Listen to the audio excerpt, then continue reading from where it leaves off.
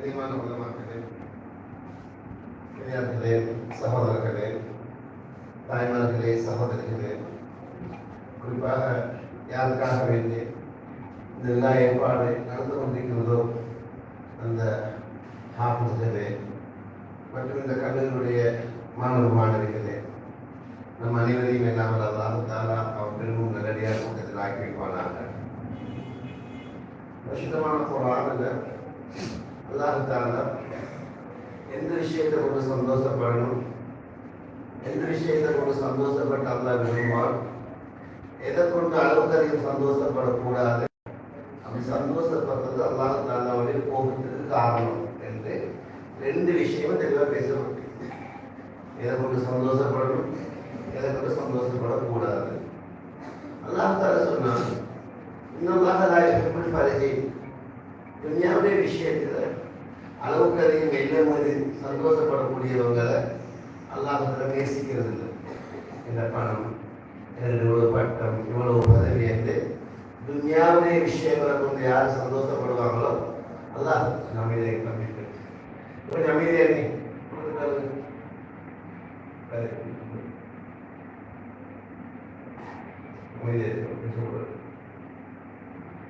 எந்த விஷயத்தை கூட சந்தோஷப்படணும், எதை கூட சந்தோஷப்படக்கூடாது. அல்லாஹ் சொல்ல அளவுக்கு அதிகம் துன்யாவுடைய விஷயங்களை கூட சந்தோஷப்படக்கூடியவங்க அல்லாஹ் நேசிக்கிறது இல்லை. மனத்தை கொண்டு, பட்டத்தை கொண்டு, பதவியை கொண்டு. சில பொழுது துன்யாவுடைய விஷயங்களை இல்லை மீது சந்தோஷப்படுறது அல்லாஹ் தஆலாவுடைய அதாபு பனிஷ்மெண்ட் வரதுக்கு காரணமாயிருக்கும். அல்லாஹ் பாதுகாக்கணும். விசுத்தமான குர்ஆன் அல்லாஹ் எழுதப்பட்டிருக்கிறார்.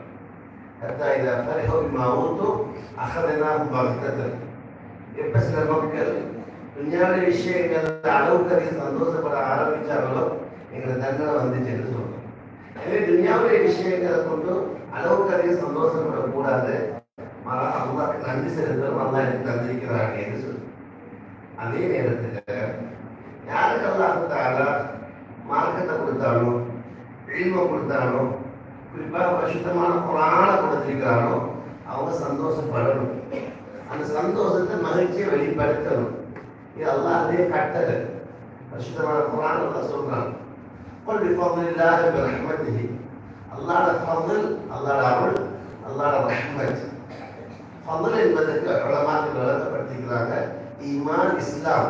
அல்லாஹ் தந்த ஈமான், அல்லாஹ் என்ன முஸ்லீம் ஆக்கிட்டானே, அல்லாஹ் என்ன மூமின் ஆக்கிட்டானே, அல்லாஹ் தந்த பாக்கியம் ஃபضல்.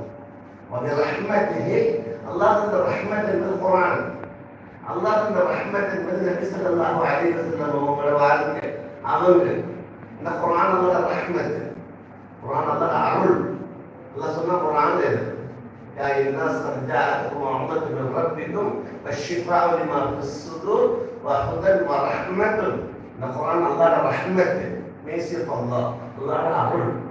وما أرسلنا آدم رسول صلى الله عليه وسلم الله رحمة. وما أرسلناك إلا رحمة للعالمين. قرآن الله رحمة، نبي صلى الله عليه وسلم رحمة. الله سبحانه قل بفضل الله ورحمته فبذلك فليفرحوا. إذا كنت ذلك சந்தோஷப்படணும். அல்லாஹ் எனக்கு குர்ஆனை தந்துட்டானே, அல்லாஹ் இந்த சுன்னா படிக்கக்கூடிய பாக்கியத்தை தந்துட்டானே, அல்லாஹ் எனக்கு ஈமானை தந்துட்டானே, இதை கொண்டுதான் நீங்க சந்தோஷப்படணும். காரணம் இது இந்த பாக்கியம் கொடுக்கப்படாத மக்கள் ஒன்று ஷேபாக்கள் இப்படியான விஷயத்தை கூட சந்தோஷப்படுவோம். மதீனாவில் ரெண்டு சமூகம் இருக்கும், ஒன்று ஹவுஸ் அண்ட் ஹஸ்ரஜ். மதீனாவில் ரெண்டு சமூகம். ஆரம்பத்தில் மத்தியில் நிறைய பிரச்சனைகள், சண்டை. ஸல்லல்லாஹு அலைஹி வஸல்லம் மதீனா முனவராவுக்கு போய் செஞ்ச முதலாவது வேலை ஹிஜ்ரத்துக்கு பிறகு இந்த ரெண்டு பேருக்கு மத்தியில் சமாதானம் கொண்டு வேண்டிய ஒத்துமையை உண்டாக்கினாங்க. ஒத்துமை இல்லாத சமூகம் உருப்பட மாட்டுச்சு. ஒத்துமை இல்லாத சமூகம், யூனிட்டி இல்லாத சமூகம் வந்து காத்து போன சமூகம். அல்லாஹ் தஆலா குர்ஆன்ல விளங்கப்படுத்துறாங்க. எப்படி காத்து போன வாகனம் எவ்வளவு பொறுமதியானதாக இருந்தாலும் அதுல இலக்கை பயணத்தை அடைய முடியாதோ, ஒற்றுமை இல்லாத சமூகம் காத்து போன சமூகம். அதுல எவ்வளவு பெரிய ஆட்கள் இருந்தாலும் அந்த சமூகம் தன்னுடைய இலக்கை அடையாது. குர்ஆன் அதை விளங்கப்படுத்துறான். நீ சண்டை பிடிச்சு கொள்ளாதே, உனக்கு காத்து போய்க்கிறோம். ஏன்னா காத்து. இதே ஸல்லல்லாஹு அலைஹி வஸல்லம் மதீனாவுக்கு போய் செஞ்ச முதலாவது வேலை ரெண்டு பேருக்கு மத்தியில சமாதானத்தை உண்டு பண்ணினாங்க. ஹவுஸுக்கும் ஹஸ்ரஜுக்கும் ரெண்டு பேரும் தேனும் பாலும் போல ஆகிட்டாங்க. ஒரு நாள் இந்த ரெண்டு சமூகத்தை சேர்ந்த சில மக்கள் ஒரு இடத்துல உட்கார்ந்து இருந்தாங்க. அப்பொழுது ஹவுஸ் கோத்திரத்தை சேர்ந்த ஒருவர் எழுப்பினார். சொன்னார், எங்க குடும்பத்துல 4 பேர் இருக்கிறார், எங்க குடும்பத்துல 4 பேர் இருக்கிறார். அவங்களுக்கு கிடைச்ச பாக்கியம் வேற யாருக்கும் கிடைக்கல. என்ன பாக்கியம்? இவ்வளவு பணம் இருக்கு, இவ்வளவு பட்டம் இருக்கு, இவ்வளவு பதவி இருக்கு, அப்படி சொல்ல போகிறாரோ? சஹாபாக்கள் அப்படி யாரும் அறிமுகப்படுத்திக் கொள்ள மாட்டாங்க. துன்யாவுடைய விஷயங்களை கொண்டு அறிமுகப்படுத்துறது சஹாபாக்களுடைய நடைமுறையில் உள்ளதல்ல.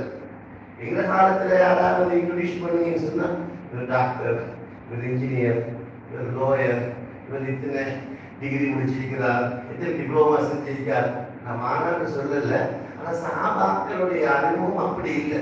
சஹாபாக்கள் எப்படி அறிமுகப்படுத்திக் கொள்வாங்கன்னா, இவர் பத்ர்ல கலந்து கொண்டவர், இவர் உஹத்ல கலந்து கொண்டவர், இவர் பையத்துல ரக்பால கலந்து கொண்டவர், இவர் குர்ஆன் இஸ்லாத்துக்கு வரதுக்கு முன்னாடியே குர்ஆன் பாடமாக்கிறவர், அப்படிதான் அறிமுகப்படுத்திக் கொள்வாங்க. உங்களோட வாப்பா மாஷா அல்லாஹ் பத்ர்ல ஷஹீதான அவரோட மகன் இவர், அப்படிதான் சொல்லுவாங்க. இவங்களுக்கு 2 ஹிஜ்ரத் நடந்துருக்கு, இப்படிதான் அறிமுகப்படுத்திக் கொள்வாங்க.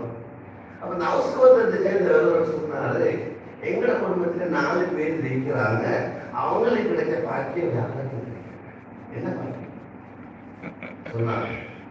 யாருடைய மௌத்துக்காக வேண்டி அல்லாஹ்வுடைய அரிசியில் அடங்கிச்சோ சாத குடும்பமாக எங்கட குடும்பம்.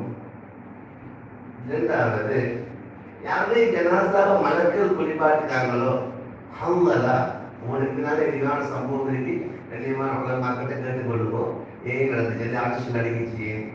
ரெண்டாவது சொன்னாங்க, யாருடைய ஜனாசா மலக்கள் குளிப்பாட்டினாங்களோ ஹம்மலா, எங்கட குடும்பம். மூணாவது, யாருடைய ஜனாசாவை காபிர்கள் தொடக்கூடாது என்பதற்காக அல்லாஹ் தஆலா குலவிகளை பாதுகாக்கணும். குலவிகள் பி தமிழ்த தவர் அந்த ஆசிபுல் சாபித் எங்கட குடும்பம்.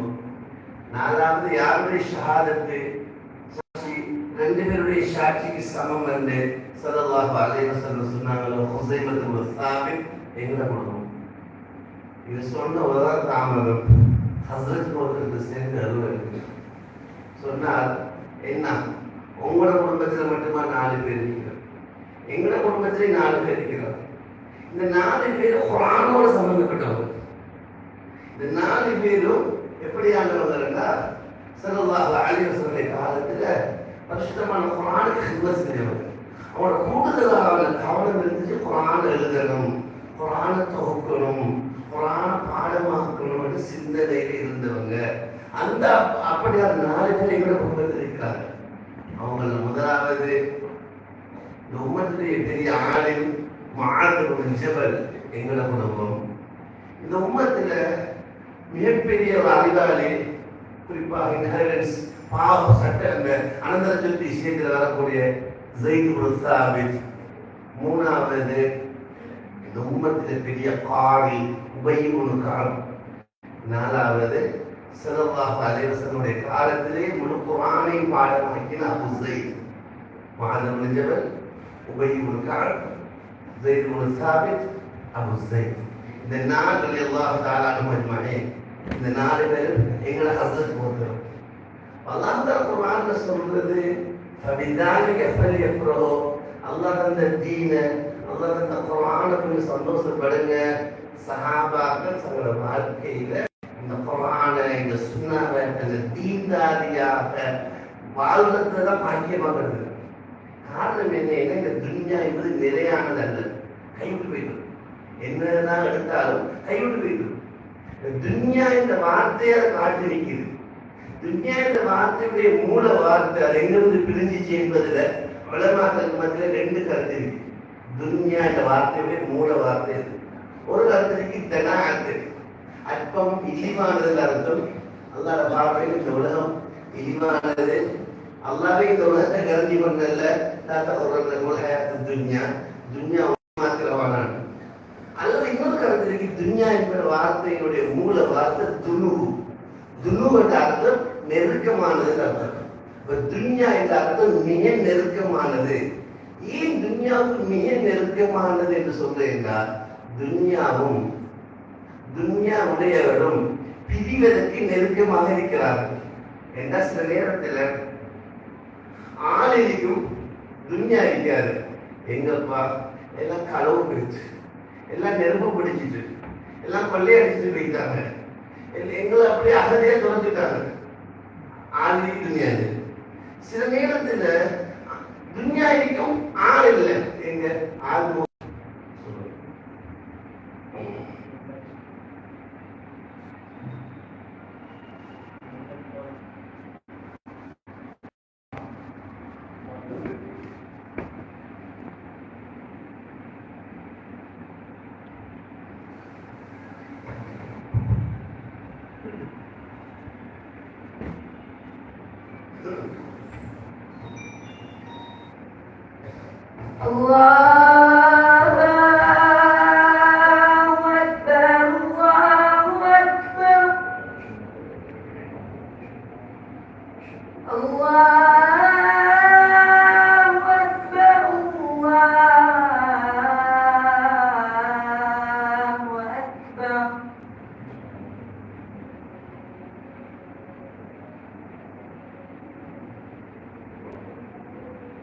أشهد أن لا إله إلا الله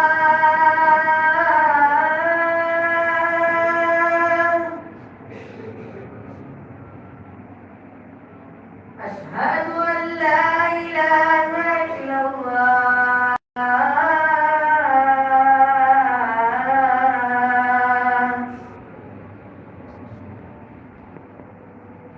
أشهد أن محمدا رسول الله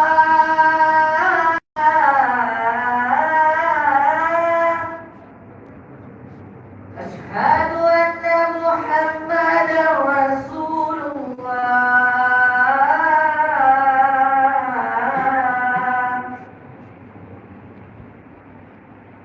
حي على الصلاة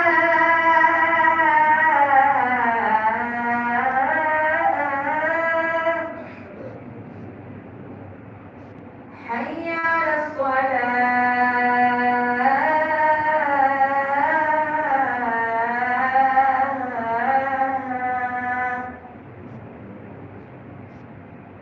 حي على الفلاح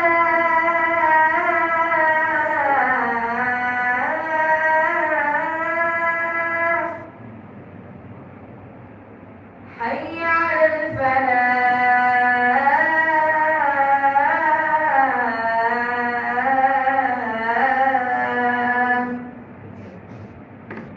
الله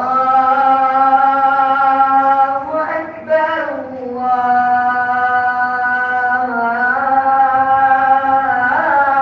أكبر لا إله إلا الله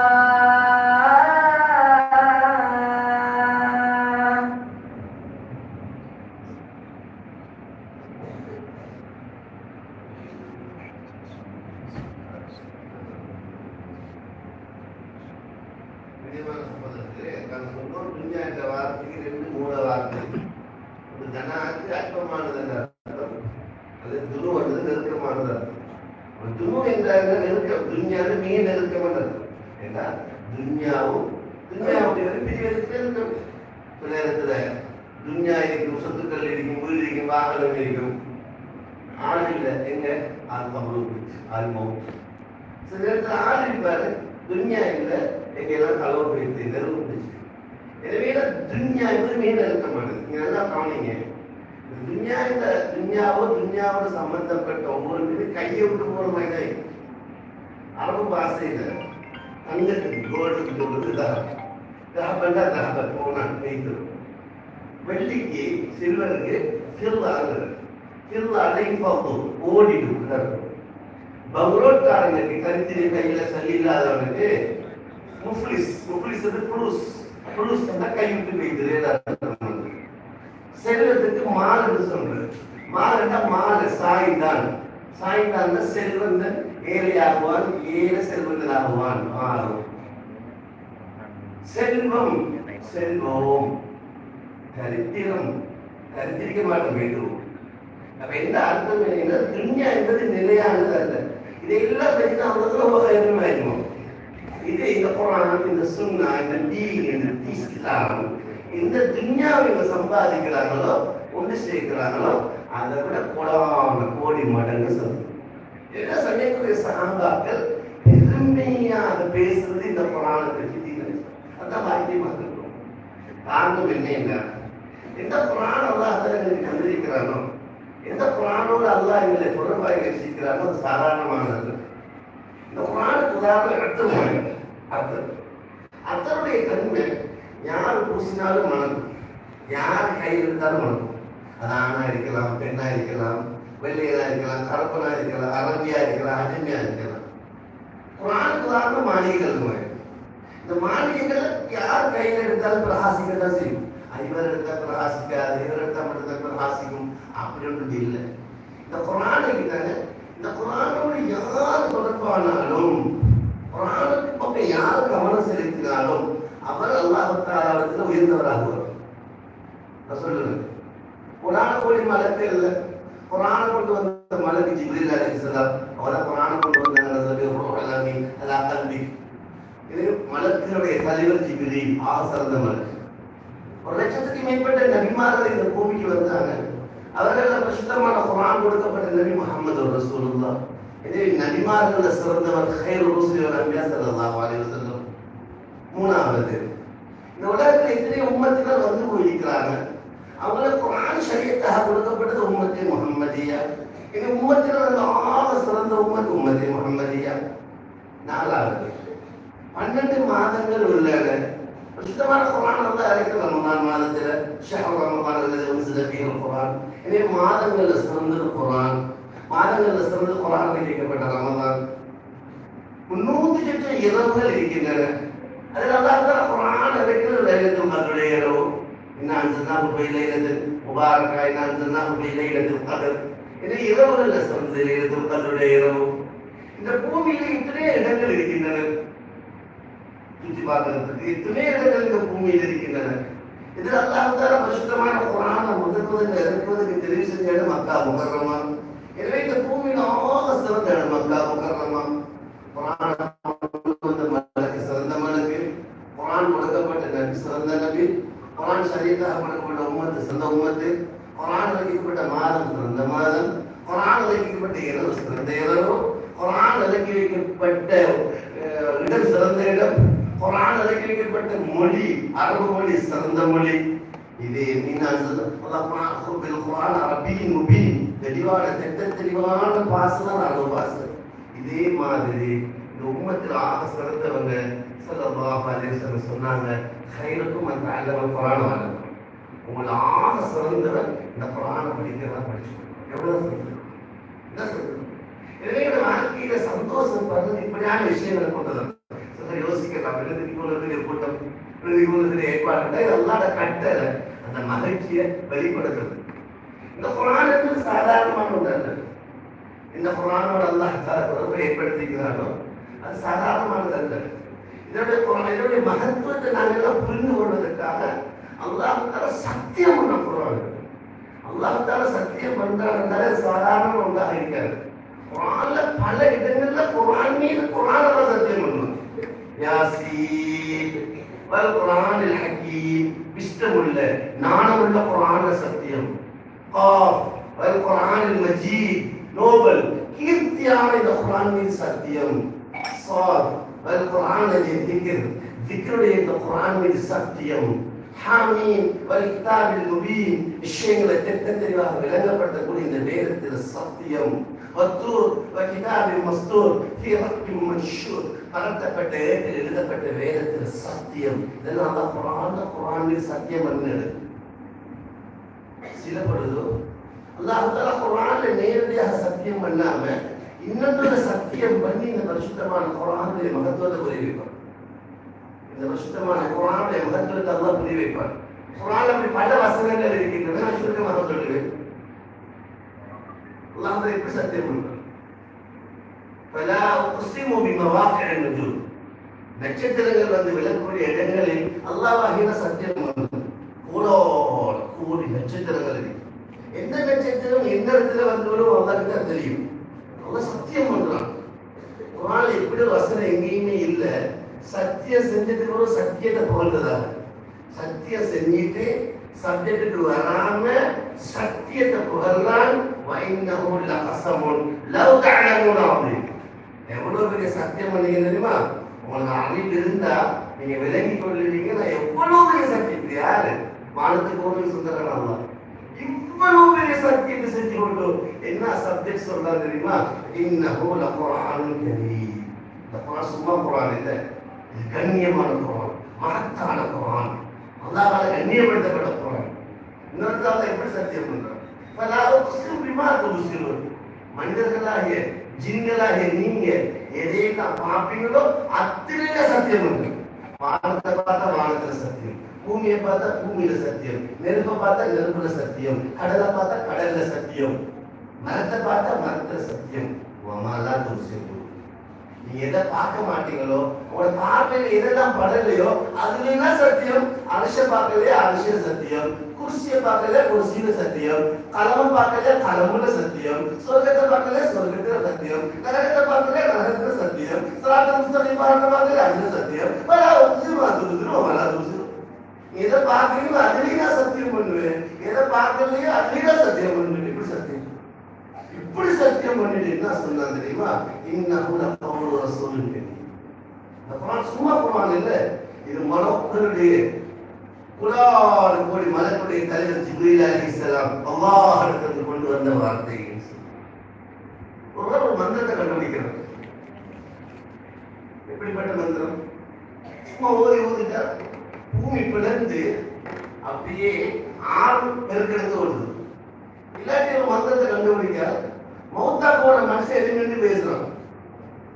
இல்ல மந்திரத்தை சொல்றாரு, இருந்த பெரிய பெரிய மலையில அப்படி நடந்து போகுது. எப்படி இருக்கு? அவர் எப்படிப்பட்ட ஆளாக இருப்பார்?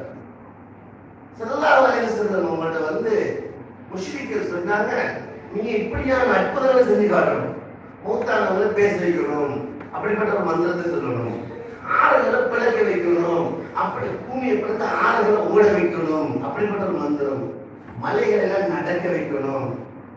அல்லாஹ் சொல்றான், அப்படிப்பட்ட ஒன்று இடி பண்ணார். அது குர்ஆனை தவிர ஒன்றுமே இல்லை. குர்ஆனை தவிர வேற ஒன்றுமே இல்லை. لو أن قرآنا سيرت به الجبال أو قطعت به الأرض أو كلم به الموتى. மௌத்தானவங்களை பேசுறதுக்கூடிய சக்தி குர்ஆனுக்கு இருக்கு. பூமியை பிளந்து ஆறுகளை ஓட வைக்கக்கூடிய சக்தி குர்ஆனுக்கு மட்டும்தான் இருக்கு. மலைகளை நடக்க செய்யக்கூடிய சக்தி குர்ஆனுக்கு மட்டும்தான் இருக்கு. குர்ஆன் எப்படிப்பட்ட குர்ஆன்? இந்த குர்ஆனுக்கு அல்லாஹ் தஆலா சொல்றது கௌலன் தகீலா.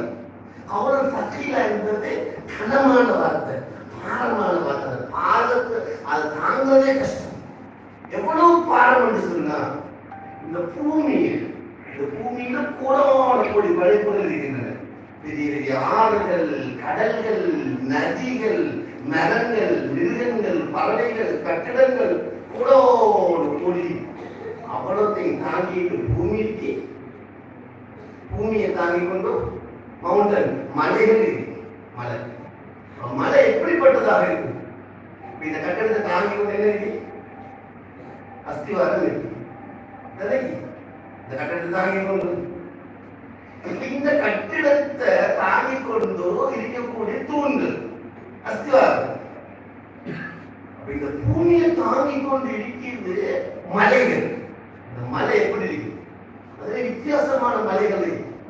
அல்லாஹ் இந்த மலைகளை முளையாகி இருக்கிறோம். ஜிபாலா உத்தாத மலைகளை முளைகளாகி இருக்கிறோம். பூமியை தாங்கிட்டு அதுல வெள்ள மலை, கருப்பு மலை, சிவப்பு மலை எல்லாம் இருக்கு.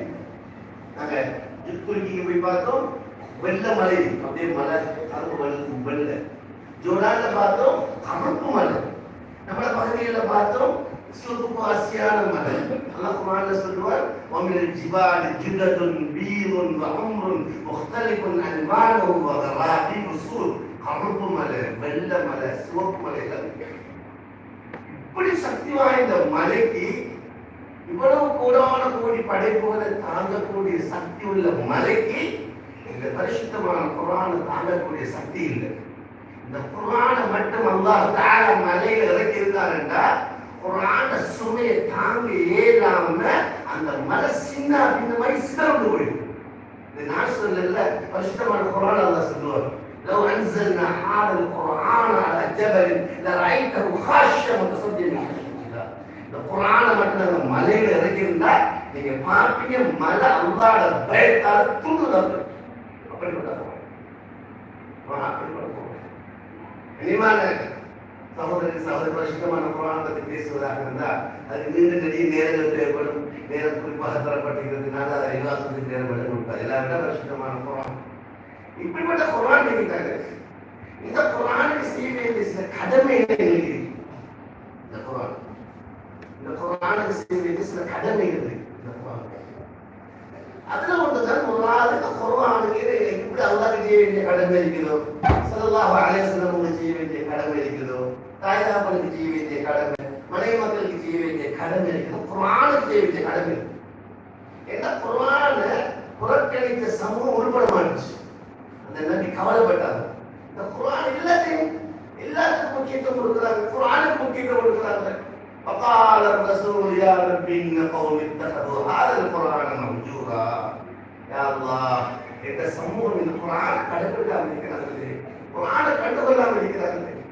அல்லாஹ் தஆலா சொன்னான், ஹதீஸ்ல வருது, ஹதீஸ்ல சொல்றாங்க, ஒரு சமூகம் மடத்தனமானது அல்லது அவட புத்தி குறைவானது என்பதை விளங்கிக் கொள்வதற்கு ஆகக்கூடிய ஆதாரம் இந்த குர்ஆனின் பக்கம் கவனம் செலுத்தாம யாரோ யாருக்கு சொன்ன விஷயத்தின் பக்கம் கவனம் செலுத்துறது.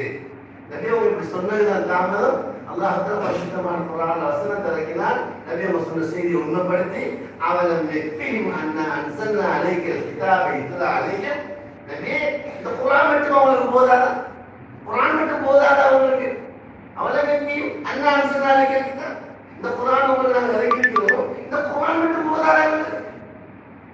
விஷயத்தை இறக்கினதுக்கு குர்ஆன் எப்படி அல்லாஹ் தஆலா ஒரு பல திருநாமங்கள் இருக்கிறோ, ரஹ்மான் ரஹீம் மலிக் குத்தூஸ் என்று ஸல்லல்லாஹு அலைஹி வஸல்லம் எப்படி பல பெயர்கள் இருக்கின்றனவோ இந்த குர்ஆனுக்கு பல பெயர்கள் இருக்கு. நம்முடைய பணிவான பார்வையில கிட்டத்தட்ட 25க்கு மேற்பட்ட பெயர்கள் குர்ஆனுக்கு அல்லாஹ் வச்சிருக்கிறார். அதுல முக்கியமான 2 பேர் நான் சொல்றேன். குர்ஆனுக்கு அல்லாஹ் 2 பெயர். ஒன்று குர்ஆனுக்கு அல்லாஹ் தஆலா நூர் என்று சொல்றார். நூர் லைட், வெளிச்சம். வஅன்ஸல்னா இலைக்கும் நூரம் முபீனா, வெளிச்சத்தை இறக்கியிருக்கிறோம். ஆமனு பில்லாஹி வ ரசூலிஹி வ நூரில் லதி அன்ஸல்னா, நாங்க இறக்கின வெளிச்சத்தை நம்புங்க நீங்க.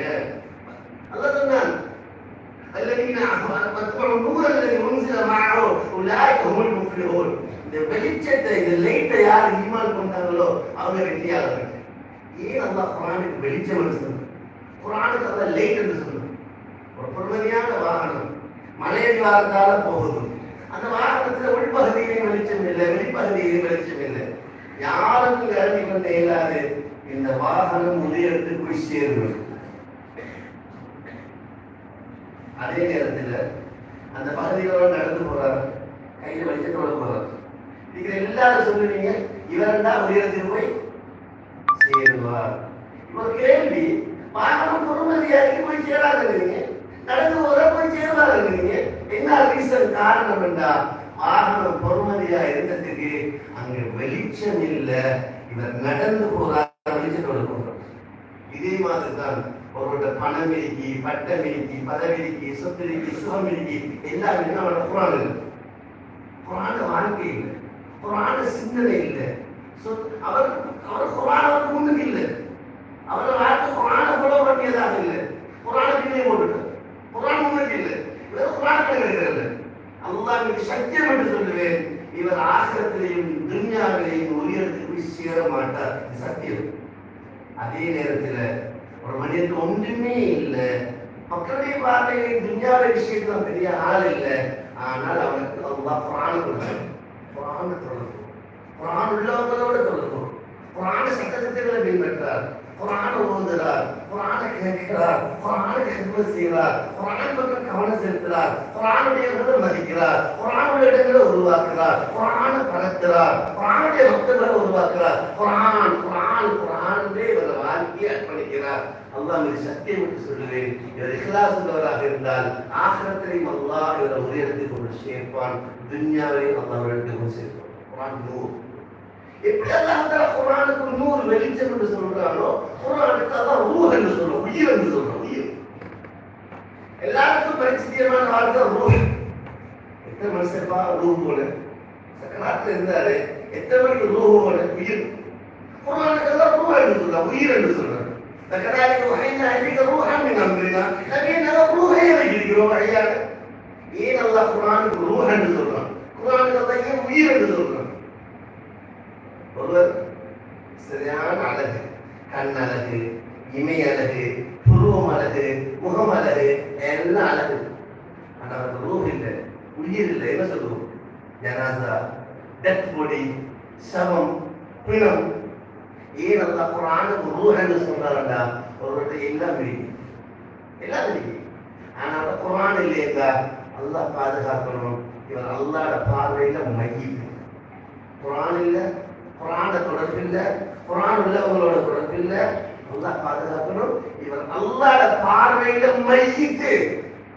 எப்படி பார்வையில்லவனும் பார்வையில்லாதவன் சமமாக முடியாதோ, சூடும் குளிரும் சமமாக முடியாதோ, இருளும் வெளிச்சமும் சமமாக முடியாதோ, யாரெல்லாம் அல்லாஹ் இந்த ரூஹை கொண்டு உயிராகி இருக்கிறாங்க அவர்களும் இந்த ரூஹ் இல்லாம செத்து கிடக்கிறாங்களோ அவங்களும் சமமாக முடியாது, ஈக்குவலாக முடியாது. குர்ஆன் சொல்லுது லா யஸ்தவில் அஅமா வல் பஸீர் வலல் ظுல்மாத்து வல் நூர் வலல் ظில் வல் ஹரூர் வமா யஸ்தவில் அஹ்யா வல் அம்வாத். பிரமாகத்தை கேட்டு இதே நியமம். அப்படி குர்ஆனுக்கு என்ன? குர்ஆன் குர்ஆன் குர்ஆன் யாராவது கேட்டா நீங்க குர்ஆன்ல என்ன இருக்கிறது, நீங்க தைரியமா இருக்கிறது. குர்ஆன்ல என்ன இருக்கிறது, குர்ஆன்ல என்ன இல்லை, இந்த குர்ஆன்ல என்ன இருக்கு, என்ன இல்லைன்னு குர்ஆன். முஹம்மது நபி ஸல்லல்லாஹு அலைஹி வஸல்லம் சொல்றீங்களே, சுன்னா சுன்னான்னு சொல்றீங்களே, அவரோட வாழ்க்கைன்னு சொல்றீங்களே, அப்படி என்ன நாம செஞ்சுட்டு போயிட்டாங்க. யாராவது உங்கள்கிட்ட கேட்டா அதுக்கு பெரிய டிகிரி முடிச்சிருக்கணும், டிகிரி ஹோல்டரா இருக்கணும் கட்டாயம் இல்லை. தைரியமாக யார் கேட்டாலும் உங்கள்கிட்ட நீங்க சொல்லுங்க, எங்களோட நபி என்ன செஞ்சீங்கன்னா கேட்கிறீங்க, எங்க நபி என்ன செய்யல, எங்க நபி என்ன செய்யல. எங்க நபியை நீங்க ஆமினாவுடைய மகனாக பாருங்க, ஒரு பாத்திமாவுடைய தந்தையாக பாருங்க, ஒரு ஆயிஷாவுடைய கணவனாக பாருங்க, ஒரு ஹசன் ஹுசைனுடைய அப்பாவாக பாருங்க, ஒரு தளபதியாக பாருங்க, ஒரு நாட்டுடைய தலைவராக பாருங்க, ஒரு ஆசானாக பாருங்க, ஒரு வியாபாரியாக பாருங்க, ஒரு வைத்தியராக பாருங்க. ஏழைகள் எளியவர்களுக்கு நேசக்கரனுக்கு மனித நேயம் படைத்தவராக பாருங்க, ஒரு ஆட்டு இடையராக பாருங்க, ஒரு அனாதையாக பாருங்க. எங்க நபிக்கு உதாரணம் மாணிக்க கல்ல போல. மாணிக்க கல்லை எந்த கோணத்தில் அடிச்சாலும் அதில் ஆசை வீசத்தான் செய்யும். எங்க நபிக்கு உதாரணம் கற்கண்ட போல. கற்கண்டில் எந்த பாகத்தை ருசித்தாலும் அது இனிக்கத்தான் செய்யும். எங்க நபி என்ன செஞ்சீங்கன்னா கேட்கிறீங்க, எங்க நபி என்ன செய்யலன்னு கேளுங்க. லகத் கான லகும் ஃபீ ரசூலில்லாஹி உஸ்வத்துன் ஹஸனா. இந்த நபிகள் அலைஹி முஹம்மது The 100 என்ற புத்தகம் இருக்கு, உலக பிரசித்தி பெற்ற புத்தகம். அந்த கிறிஸ்தவத்தை சேர்ந்த கிறிஸ்தவ மதத்தை சேர்ந்த ஒருவர் தான் எழுதியிருக்கிறார். அதுக்கான அன்னைக்கு தமிழ் லைப்ரரியில் பார்த்து தமிழை மொழிபெயர்க்கப்பட்டிருக்கு 100 தலைவர்கள் அந்த புத்தகத்துக்கு பேர். அவர் ஆய்வு செஞ்சிருக்கிறார். உலகத்துல சாதனைகளை நிலைநாட்டிய 100 தலைவர்கள் என்பதை அவர் அடையாளப்படுத்தி அவர்கள் பார்வையில அவருடைய வாழ்க்கை வரலாறு ஒத்திருக்கிறார். அவர் முதலாவது இடத்துல கொண்டு வந்திருக்கிறது முஹம்மது ரசூலுல்லாஹ் ஸல்லல்லாஹு அலைஹி வஸல்லம். அவரே எழுதுறார். உங்களுக்கு சந்தேகமாக இருக்கலாம், நானும் கிறிஸ்தவனாக இருந்து கொண்டு முதலாவது இடத்திலேயே முகமது போடு, அதுக்கப்புறம் தான் ஈசா போட்டார். அவர் சொல்றார், ஈசா இஸ்லாம் அவங்களிடத்துல அது முன்மாதிரிகள் இருந்தாலும் கூட குடும்ப வாழ்க்கை என்ற முன்மாதிரி முகமது ரசூலுல்லாஹ். ஈசா கல்யாணம் முடிக்கல, மனைவி எப்படி நடந்தார், பிள்ளைகள் எப்படி நடந்தார், திருமணம் முடிச்ச குடும்பத்தோடு எப்படி நடந்து கொண்டார், எதுவுமே அவரோட வாழ்க்கையில் இல்லை. அந்த திருமணமே நடக்கல. ஆனா எல்லா விஷயங்களையும் ஒரே நிலைப்படுத்தப்பட்ட முன்மாதிரி உள்ளவர் முஹம்மது ரசூலுல்லாஹ் ஸல்லல்லாஹு அலைஹி வஸல்லம். நான் யோசிச்சு பார்க்கல, என்னதான் செய்யல. கொஞ்ச நாளைக்கு முன்னாடி ஒரு மருத்துவ ஜமாத் வந்தது. அவங்க ஒரு நாட்டுக்கு போறதுக்கு முயற்சி செஞ்சாங்க. போனவரை ஏர்போர்ட் வச்சு திரும்பி அனுப்பினாங்க. வெளிநாட்டு ஜமாத்தெல்லாம் இங்கே வந்துருந்தாங்க. அப்ப நான் நம்ம கிட்ட போய் சொல்றேன், நீ அவசர சந்தோஷமா இருந்தாங்க, டிபோர்ட் பண்ணிட்டாங்க, சந்தோஷம். பொதுவாக ஒரு நாட்டில் ஒரு ஏர்போர்ட்ல இருந்து வெளியாகிட்டாங்க கவலைப்படுவாங்க. ஆனா இவ்வளவு சந்தோஷமா இருக்கிறாங்க. நான் கேட்டேன், ஏன் இவ்வளவு சந்தோஷமா இருக்கீங்க? இவ்வளவு சந்தோஷமா இருக்கிறீங்க, நீங்க டிபோர்ட் பண்ணப்பட்டுதான் வந்திருக்கிறீங்க. என்ன சொன்னாங்க, இல்ல ரசூல் ஸல்லல்லாஹு அலைஹி வஸல்லம் நம்முடைய சுன்னத்தோட ஹயாத்தாயிருக்கு. இதுக்கு அதுக்கு என்ன சம்பந்தம்? இல்ல நபி ஸல்லல்லாஹு அலைஹி வஸல்லம் அவங்க மதீனாவிலிருந்து மக்காவுக்கு வந்த நேரத்துல போர்ட்டுக்கு வந்தாங்க. விசா கிடைக்கல, மக்காவுல எந்த விசா, உள்ளுக்காரருக்கு விசா கிடைக்கல, டிபோர்ட் பண்ணப்பட்டாங்க. சந்தோஷமா திரும்பி போனாங்க. அப்படி திரும்பி போனதுதான் மக்கா வெற்றிக்கு காரணம். மக்கா வெற்றிக்கு காரணம். அப்படி ஒரு சம்பவம் என்னோட வாழ்க்கையில நடந்தது. எனவே சுன்னாவுல சொல்லலாத வாழ்க்கையில் என்ன இருக்குதான்னு கேட்டா நீங்க தைரியம் பண்றதுக்கு என்ன இல்லை. குர்ஆன், குர்ஆன்ல என்ன இருக்கு? நீங்க என்ன குர்ஆன் என்ன இல்லை? அல்லாஹ் சொன்ன குர்ஆன் இல்ல. அனஸன அலைஹி கிதாப் திபியான் லிகுல்லி திபியான் திபியான் லிகுல்லி எல்லா விஷயத்துடைய தெளிவு குர்ஆன்ல இருக்கு. அல்லாஹ் சொன்னா மா ஃபர்ரத்னா ஃபில் கிதாபி ஷை. இந்த குர்ஆன்ல எதையுமே சொல்லவில்லை. விஞ்ஞானமா, மெய்ஞானமா, பொருளியலா, வானவியலா, இதெல்லாம் சொல்றதுக்கான குர்ஆன் வந்தது இல்லை. ஆனா ஆய்வு செஞ்சு பார்த்தா, ஆய்வு செஞ்சு பார்த்தா இன்னைக்கு இதெல்லாம் பெரிய சாதனை என்று சொல்றாங்களோ அதையெல்லாம் சூசகமாக பேசலாம். குர்ஆன் விஞ்ஞானத்தை சொல்றது எல்லாம் குர்ஆன் மனுஷனுக்கு படாத செய்திகளை சொன்னது, மனிதனுக்கு தெரியாத விஷயத்தை சொன்னது குர்ஆன். ஆனால் பேசி போகல அதெல்லாம் சொல்லணும். உதாரணத்துக்கு நான் சொல்றேன், இந்த உலகத்துக்கு ஆறு பெரிய ஆயுதம் எது? அணு ஆயுதம். அணு ஆயுதம். உலகத்துல எந்த நாட்டுல அணு ஆயுதங்கள் செய்யறது கேள்விப்படுறாங்களோ அந்த நாட்டை பற்றி வல்லரசு நாடுகள் கவனிச்சுட்டு ஆரம்பிக்கும். அவனுக்கு பொருளாதாரத்தை விதிக்கலையா, அது செய்யலையா, இது செய்யலையா. அணு ஆயுதங்களால பெரிய ஆபத்துகள் இருக்கு. இந்த அணு ஆயுதத்தை கண்டுபிடிக்கிறதுக்கு விஞ்ஞானிகளுக்கு ஏதுவாக இருந்த விஷயம் என்ன என்றால் சொல்லுவோம், உலகத்துல குறிப்பிட்ட காலம் வரையில நம்பப்பட்டு வந்த விஷயம் அணுவை பிரிக்கல. உலகத்துல அர்த்தமானது அணு. அணுவை பிரிக்கலா, அதை உடைக்கலா, துண்டு போடலா, கூறாக்கலா என்றுதான் நம்பப்பட்டு வந்துச்சு. குறிப்பிட்ட சில காலங்களுக்கு முன்னர் தான் கண்டுபிடிச்சாங்க, இல்ல அணு உடைக்கலாம், அணுவை பிரிக்கலாம், அணுவை துண்டாக்கலாம். அந்த அணு இந்த அணுவை பிரிக்கலாம் என்ற ஆய்வுடைய வெளிப்பாடுதான் கட்டமாக போய் அணு உண்டுதல் சொல்றது. பயங்கரமான ஆயுதம் அணுவை பாவிக்கல. இந்த அணுவை பிரிக்கலாம் என்ற கண்டுபிடிப்பின் மூலம் மாபெரிய சாதனையை நாங்கள் செய்து விட்டோம் என்று விஞ்ஞானிகள் பேசின பொழுதோ, சயின்டிஸ்ட் பேசின பொழுதோ, குர்ஆனை படிச்ச குர்ஆன் இல்முல்ல உலமாக்கள் எல்லா விஷயத்தையும் படிச்சுக்கிறார். குர்ஆன் பொதுவாக குர்ஆன் படிச்சுக்கிறாங்க. அவங்க சொன்னாங்க, உங்களுக்கு இப்பதான் நான் தெரியும் இந்த அணுவை பிரிக்கிறது. எங்கட அல்லாஹ் 1400 வருஷத்துக்கு முன்னாடி சொல்லியிருக்கிற அணுவை பிரிக்கிறது வந்திருக்கிறா. அணுவை பிரிக்கிறது குர்ஆன்ல வந்திருக்கு. எங்க வந்திருக்கு? அணுவை பிரிக்கிறதுக்காக அல்லாஹ் விஷயத்தை இறக்கல. அல்லாஹ்வுடைய இல்மை பத்தி, அல்லாஹ்வுடைய மகத்துவத்தை பத்தி பேசக்கூடிய நேரத்துல சூசகமான விஷயத்தை சொல்றாங்க. وما يغضب ربك من مثقال ذرة في الأرض ولا في السماء ولا أصغر من ذلك ولا أكبر إلا في كتاب مبين. வானங்கள்ல உள்ள பூமியில உள்ள அணுவை போல உள்ள செய்தி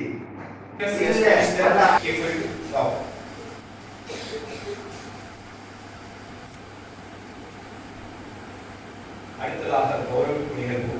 முதலாவது நாம் அளித்தது ஒரே ரக்காத்தில் ஒரு குர்ஆனையும் ஓதி முடித்த அல் ஹாஃபில் உஸ்மான் சஃபியுத்தீன் ஹாஃபிலி.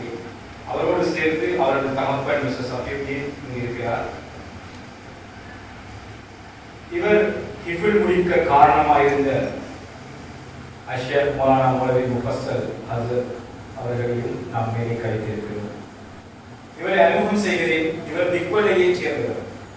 2021ஆம் ஆண்டு ஒரு பாடசாலையில் 6ஆம் ஆண்டில் கால் பதிக்கிறார். 3 வருடங்களில் ஒரு குர்ஆனை மனனம் செய்து ஹாஃபிலானார். அத்தோடு குர்ஆன் தௌராவையும் பூர்த்தி செய்தார். மேலும் ஜஸாரியா கிதாபில் உள்ள 109 பைத்தையும் மனனம் செய்து முடித்தார். இவரது சிறப்பம்சம் என்னவென்றால், தமிழ் மூல பாடசாலையில் இருந்து இவர் ஆங்கில மொழி மூல பாடசாலையில் இருந்து இவ்வாறான ஒரு சாதனையை படைத்திருக்கிறார்.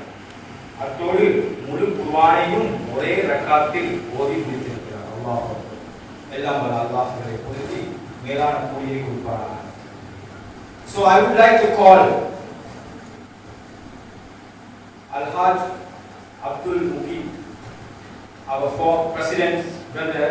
So I would like to call him, our president Al-Haj Muqib, may Allah grant his Jannatul Firdaus. So I would like to call him to honor Al-Hafil Usman Safiuddin. So especially our management, they have decided to give a Umrah ticket, the first time in Sana'a history, like this we are arranging. So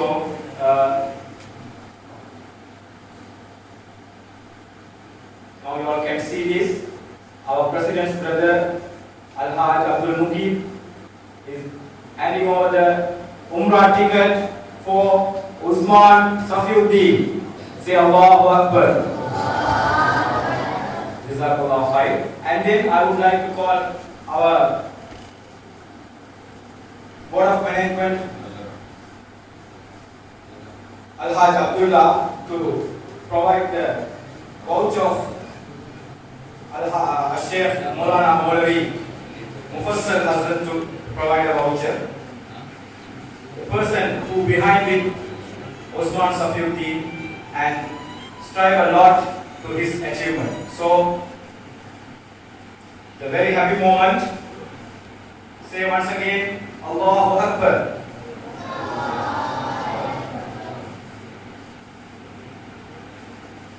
Jazakallah khair.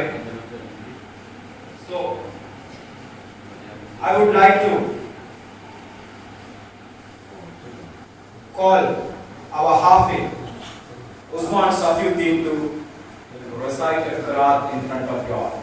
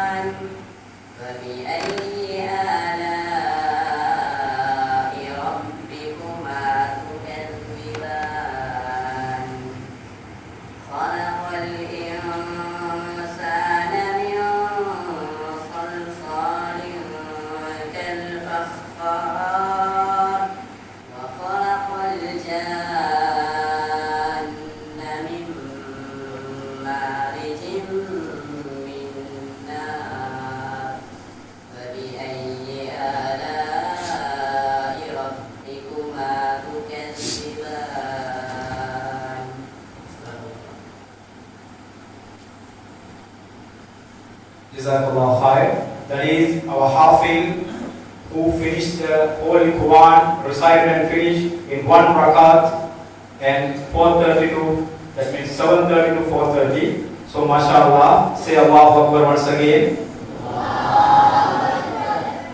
அது உங்கள் முன்னிலையில் குர்ஆன் ஓதி சென்றவர் ஒரே ஒரு ரக்காத்தில் முழு குர்ஆனையும் ஓதி அளப்பரிய சாதனை படைத்த மதிப்புக்குரிய ஹாஃபிஸ் உஸ்மான் சஃபியுத்தீன் அவர்கள். அடுத்ததாக next I would like to call another Hafiz honoring ceremony. I would like to call Al-Hafiz Ammar Safwan to the main stage. Along with him, I would like to call Al-Hafiz Safwan also to the main stage. And then, while he is taking 2021, that means 2021 year O-level examination, that time who was leading the school, that is none other than Al-Haj Ishtar, our former principal. So I would like to call him. This period only the Salah in history has been changed. So I would like to call him also to the main stage. We would like to honor him also. So Ishtar sir, also you are come to the stage. So especially I have to introduce, let me introduce Safwan, that means Ammar Safwan. He is from Al-Gama Dargah town. 2017 year he joined our school. A short time period, just 1.5 years, he finished the Hifl. I would like to remind that is not an easy task, because within 1.5 years finishing the Hifl with the extracurricular education, with school education, to finish the Hifl with the both school education and the Sharia section, that means Hifl. And after 4 years, he faced the O-level examination on 2021. That time, Al-Haj Ishtar sir was the principal. Then that period, he took 9 years, miracle of Salahiyan history. He changed the Salahiyan history and took 9 years, and he made Salahiyan mother proud. So now he is studying in Kekruwala National School in Science stream. Another special thing to remind you all, taking 9A is one task. Especially when you are thinking about taking 9A is one task and finishing the Hifl is another task. Both together, mashallah, has done. So that is also one kind of extraordinary milestone. உங்கள் முன்னிலையில் இருப்பவர் இவர் Al-Hafiz Ammar Safwan. அவருடைய வாப்பா முன்னால் இருக்கிறார். அதோடு சேர்த்து அவர் 2021 ஆண்டில் O-level பரீட்சையில் 9A சித்தி பெற்றார். அவர் 9A எடுக்கும் காலத்தில் இந்த பாடசாலையில் அதிபராக கடமையாற்றிய Al-Haj M.K. இஷ்ரத் அவர்களும் உங்கள் முன்னிலையில் காட்சியளிக்கிறார். இவர் அல்கம தர்கா நகரைச் சேர்ந்தவர். 2017 ஆண்டு இவர் கல்லூரியில் கால் பதித்தார். சுமாராக 1.5 வருடங்களில் முழு குர்ஆனையும் மனம் செய்து ஹாஃபிலானார். அத்தோடு 2021 ஆண்டு சாதாரண தர பரீட்சையில் 9 எடுத்து அடுத்த சாதனையையும் படைத்தார். இவர் தற்போது கெக்குலுக்குள்ள தேசிய பாடசாலை விஞ்ஞான பிரிவில் கற்றுக்கொண்டிருக்கிறார். அல்லாஹ் அவர் விருப்புகளை நலவாக்குவானாக. இன்னும் முக்கியமான ஒரு விஷயம், O-level 9 எடுப்பது ஒரு தகுதி, ஒரு திறமை. அதே போல் Hifl முடிப்பது என்பது இன்னொரு திறமை. ரெண்டையும் சேர்த்து ஒன்றாக முடிச்சிட்டார். எனவே இதுவும் ஒரு அசாதாரண மைல்கல். வரலாற்று சலாஹியன் வரலாற்றில் இதுவும் ஒரு அசாதாரண ஒரு மைல்கல். ஸோ அவரை நாங்கள் வாழ்த்துகிறோம். அவரது எதிர்கால வளமாக பிரார்த்திக்கிறோம். So I would like to call to honor him. I would like to call Al-Hafiz Sheikh Maulana Maulavi Yahya Hazrat Falah Hazrat to distribute him.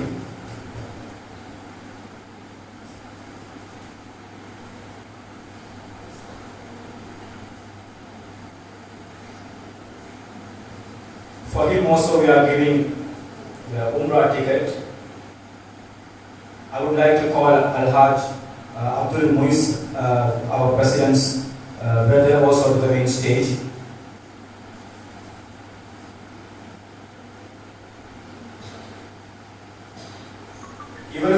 இவருக்கான உம்ரா டிக்கெட்டும் வழங்கப்படுகிறது. உங்கள் முன்னிலையில் இது ஒரு அபூர்வமான, அதாவது மகிழ்ச்சிகரமான ஒரு சந்தர்ப்பம். Say Allahu Akbar everyone. See.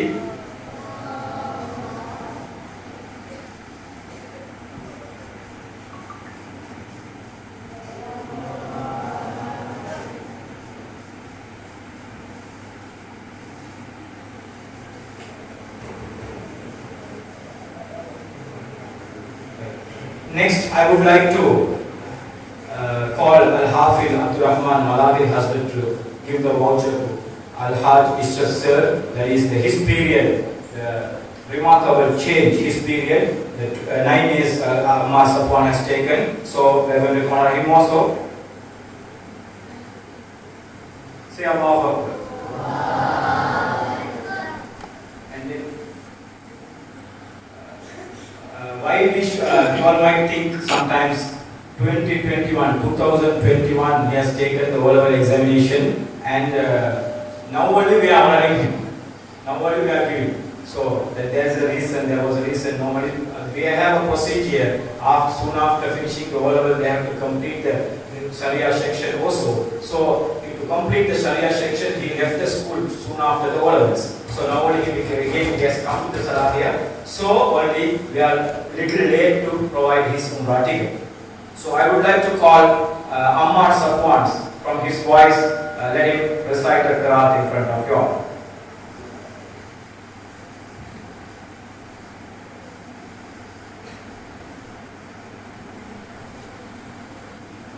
Assalamu alaikum wa rahmatullahi wa barakatuh.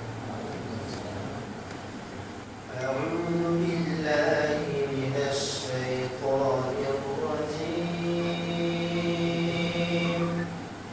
Bismillahir rahmanir rahim.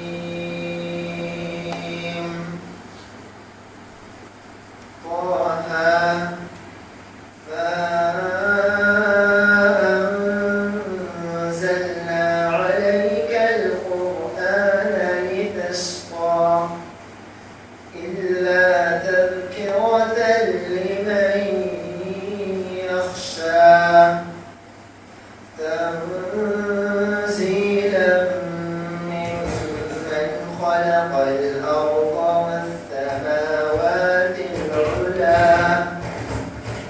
الرحمن على العرش استوى له ما في السماوات وما في الأرض وما بينهما وما تحت الثرى وإن تجهر بالقول فإنه يعلم السر وأخفى الله لا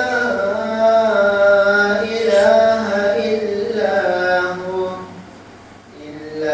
هو له الأسماء الحسنى وهل أتاك حديث موسى إذ رأى نارا فقال لأهلهم كثوا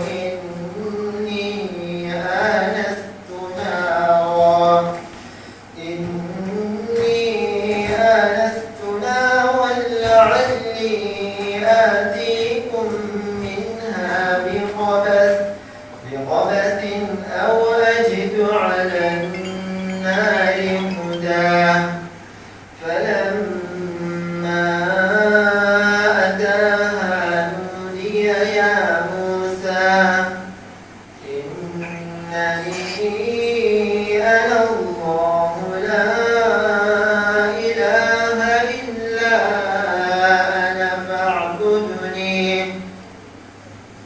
إني أنا ربك فاخلع عليك إنك بالوادي المقدس طوى وأنا اخترتك فاستمع لما يوحى إنني أنا الله لا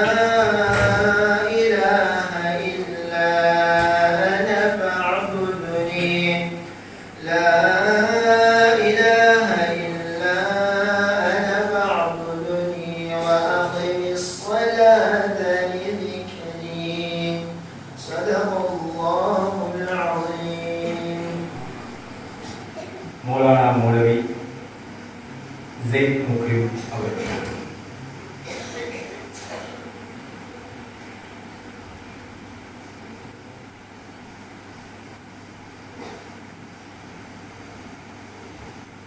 Assalamu alaikum warahmatullahi wabarakatuh. Alhamdulillah, today is a remarkable day at Salahiya International School Festival. I would like to congratulate our two students who have achieved this outstanding talent. This evening showcases the possibilities at Salahiya International School. There cannot be a better reward other than a fully sponsored Umrah trip. For instance, if my father was here, he would not settle for anything less than a reward except an Umrah trip. There have been many instances where Sahaba radiallahu anhum, when they respected another Sahaba, they said if Rasulullah was here, he would have respected more.